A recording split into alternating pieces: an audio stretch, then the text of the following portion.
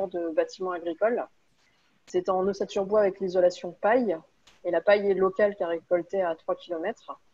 Il y a aussi, alors j'essaie de pas trop tout dévoiler, mais la présence aussi d'un mur trombe à forte inertie a beaucoup plu également.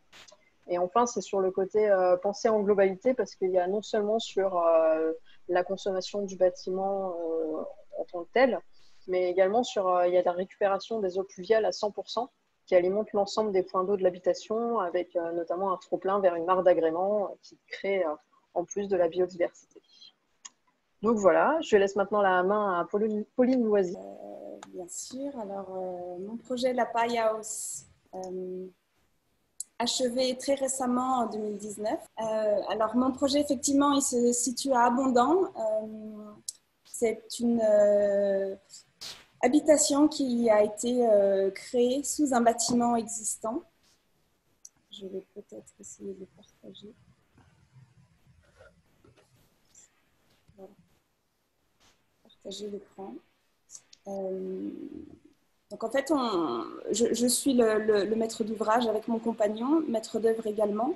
Et cette démarche de construction est avant tout basée sur un désir de savoir et de mise en œuvre pour expérimenter justement la construction ossature bois, isolation botte de paille. Donc on a fait l'acquisition d'un domaine agricole en 2017. Et donc cette ferme justement avait pas mal de bâtis déjà existants, des grands bâtiments, des grands corps de ferme en Bauge, mais également des bâtiments agricoles un peu plus métalliques à ossature bois. Et donc, pour des questions budgétaires et de rapidité d'exécution, nous avons opté pour s'implanter sous un bâtiment existant. Donc, on a pu profiter tout au long de la construction d'une protection climatique pour pouvoir réaliser 15 modules de type un peu préfabriqué ossature bois, isolation paille, et les mettre tout au long de la construction debout, donc 3,50 m par 6 de hauteur, qui forment directement le rez-de-chaussée et le premier étage, donc en cube en fait, tout au long du bardage extérieur.